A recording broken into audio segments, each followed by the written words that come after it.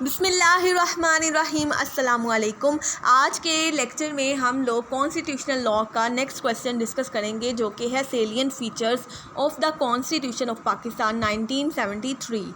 ठीक है, सेलिएंट का मतलब होता है नुमायाँ, फीचर्स का मतलब है खसूसियात। तो ये हम आईने पाकिस्तान 1973 के नुमायाँ खसूसियात आज डिस्कस करेंगे इन डिटेल। ठीक है, सबसे पहले डेफिनेशन ऑफ कॉन्स्टिट्यूशन या सिंपल मीनिंग ऑफ कॉन्स्टिट्यूशन अगर देखें तो constitution means the supreme law of any country. ठीक है, किसी भी मुल्क का जो सुप्रीम लॉ होता है वो कॉन्स्टिट्यूशन होता है।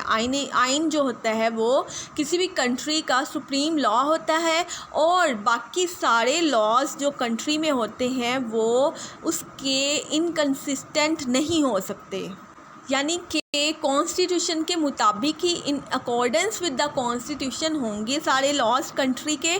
ठीक है, और उसके ख़िलाफ़, उसके अगेंस्ट, उसके इनकंसिस्टेंट कोई भी लॉ नहीं होगा एक कंट्री में। ठीक है, आगे हम पढ़ लेते हैं salient features of constitution of Pakistan 1973 कौन कौन से हैं।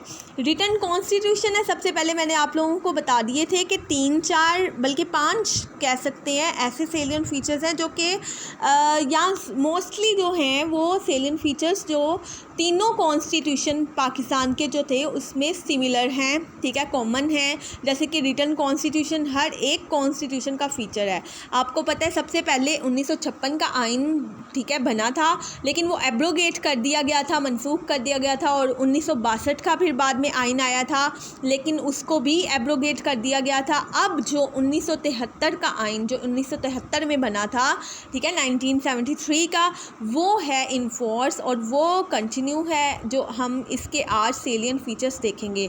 1956 का और 1962 का कॉन्स्टिट्यूशन जो कि हम लोगों ने जो ऑलरेडी डिस्कस कर चुके हुए हैं, ठीक है, इन डिटेल हम लोगों ने उसके सेलिएंट फीचर्स देख लिए थे, बल्कि ना सिर्फ सेलिएंट फीचर्स बल्कि उन दोनों के डिफरेंस भी चेकआउट कर लिए हुए थे।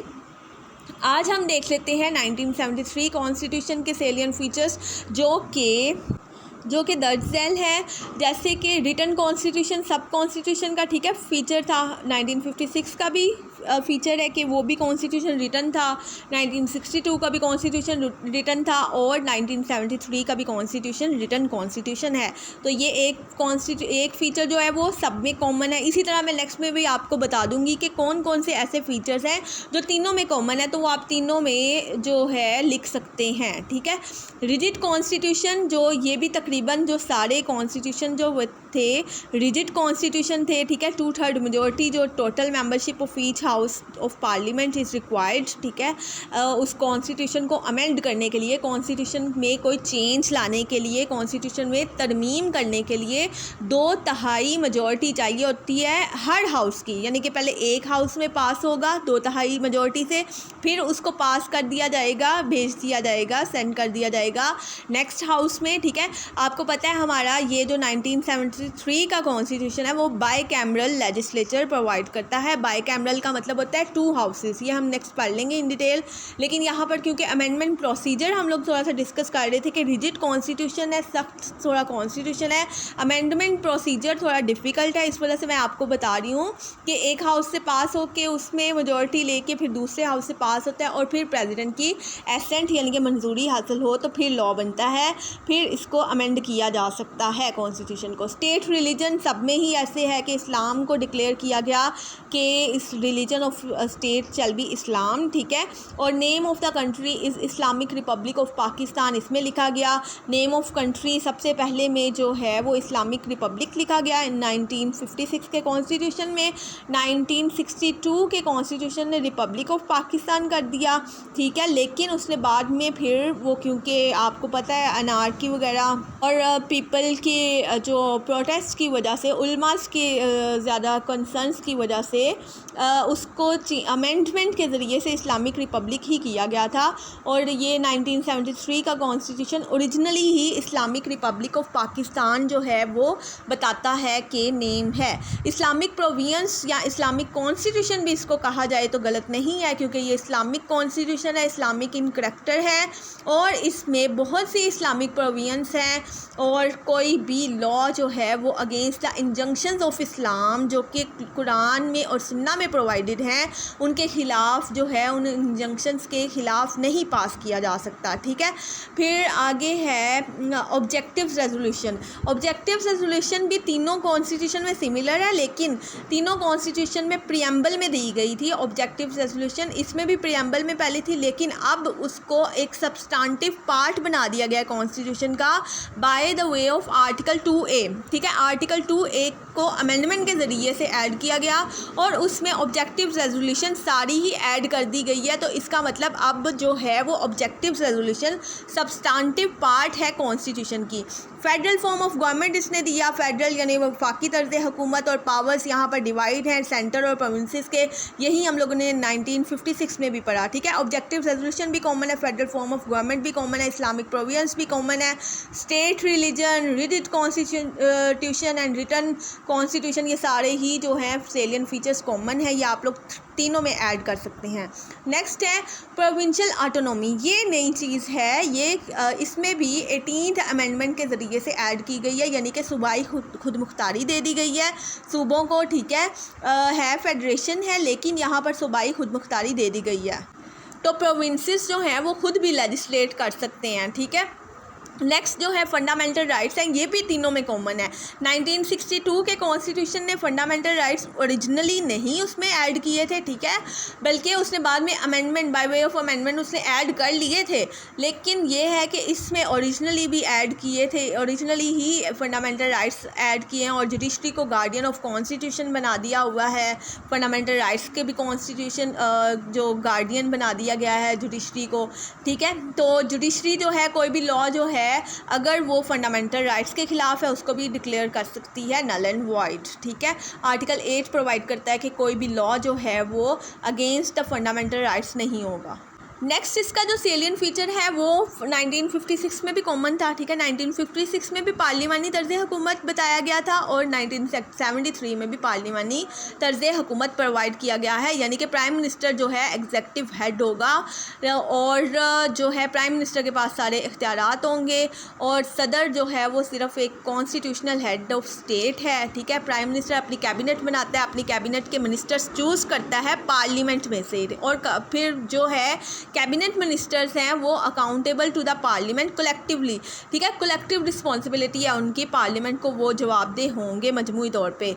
ये पार्लियामानी फॉर्म ऑफ गवर्नमेंट 1973 के भी आइन ने दिया, 1956 के भी आइन ने दिया है, सिर्फ 1962 के आइन में प्रेसिडेंशियल फॉर्म ऑफ गवर्नमेंट था। ठीक है, ये हम लोगों ने साथ साथ में आपको थोड़े डिफरेंस भी, इसी तरह आपका डिफरेंस का भी क्वेश्चन प्रिपेयर हो रहा है और इसी तरह आपके तीनों ही क्वेश्चन जो हैं वो सेलियन फीचर्स के कॉन्स्टिट्यूशन के प्रिपेयर हो रहे हैं।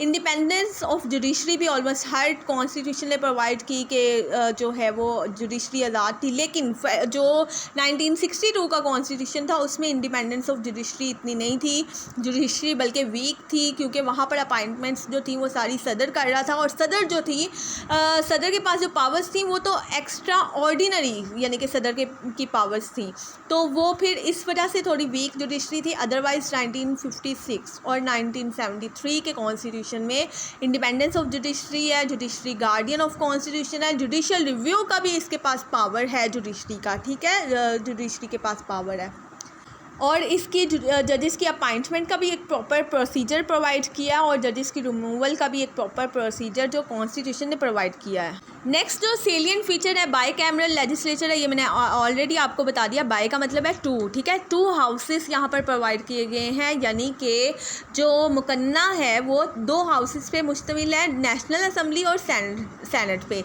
बाकी दोनों जो हमारे प्रीवियस कॉन्स्टिट्यूशन थे ना 1956 का और 1962 का, उनमें सिंगल जो था वो हाउस था। ठीक है, यूनिकैमरल लेजिस्लेचर उसे कहते हैं, यूनि का मतलब सिंगल हाउस था। नेक्स्ट है, ये सिर्फ इसमें डिफरेंस है। ठीक है, एक बाई कैमरल लेजिस्लेचर की इसकी है और एक प्रोविंशियल ऑटोनॉमी की जस्ट इसी कॉन्स्टिट्यूशन में आएंगे। ठीक है, डायरेक्ट इलेक्शन इसने प्रोवाइड किया मेंबर्स ऑफ नेशनल असम्बली और प्रोविंशियल असम्बलीज़ का आपको पता है, MPA MNS हम डायरेक्टली चूज़ करते हैं, इलेक्शन होता है। ठीक है, इलेक्ट करते हैं। नेक्स्ट है रूल ऑफ लॉ प्रोवाइड किया इसने आर्टिकल 4 में, और हर फ़र्द को प्रोटेक्शन ऑफ लॉ दे दी गई और हर फ़र्द को हक़ है कि इन अकॉर्डेंस विद लॉ उसको ट्रीट किया जाए। नेशनल लैंग्वेज जो है वो उर्दू है इसके मुताबिक, अदरवाइज़ पहले जो कॉन्स्टिट्यूशंस में उर्दू और बंगाली थी, ठीक है, नेशनल लैंग्वेजेस, लेकिन इसमें सिर्फ उर्दू लैंग्वेज है जो नेशनल लैंग्वेज है, और जो इंग्लिश है उसको ऑफिशियल लैंग्वेज के तौर पे अडॉप्ट किया गया है। Principles of policy her constitution में है, स्टेट के अफेयर्स को रन करने के लिए प्रोवाइड की गई। सिंगल सिटीजनशिप प्रोवाइड की गई है इसमें। System of check and balance provide किया गया है, ठीक है, कंट्री में, और राइट्स ऑफ माइनॉरिटीज़ को भी प्रोटेक्ट किया गया है इसमें। रेफरेंडम की पावर इसमें भी दी गई है। प्रेसिडेंट जो है वो ऑथोराइज है कि वो होल्ड कर सकता है रेफरेंडम किसी भी नेशनल इंपॉर्टेंस के इशू पे, ठीक है। और ये 1962 में भी, ये फर्स्ट टाइम 1962 में रेफरेंडम की पावर जो इंट्रोड्यूस करवाई थी।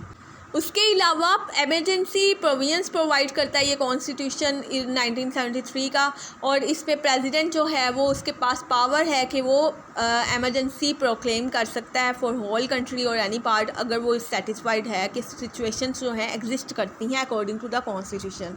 नेक्स्ट जो है वो इक्वालिटी है, कॉन्स्टिट्यूशन प्रोवाइड करता है इक्वालिटी ऑफ ऑल सिटीजन्स, तमाम सिटीजन्स बराबर हैं, ठीक है, लेकिन जो स्टेट है वो वुमेन और चिल्ड्रन की प्रोटेक्शन के लिए या माइनॉरिटीज़ की प्रोटेक्शन के लिए उनकी स्पेशल लॉज बना सकती हैं। इसके अलावा हाई ट्रीज़न का इसने ऑफेंस करार दिया है कि अगर इस कॉन्स्टिट्यूशन को एब्रोगेट करते हैं थ्रू अनकॉन्स्टिट्यूशनल मीन्स, जैसे कि पहले कॉन्स्टिट्यूशंस 1956 और 1962 का बड़ा इजीली जो है वो एब्रोगेट हो गया, तो अगर इसको कोई एब्रोगेट करता है तो हाई ट्रीजन का ऑफेंस होगा, और which is very punishable offence, और जो है strict punishment is provided for death penalty, ठीक है। और ये सारे इसके सेलियंट फीचर्स थे 1973 के कॉन्स्टिट्यूशन के। Thank you so much. अल्लाह हाफिज़।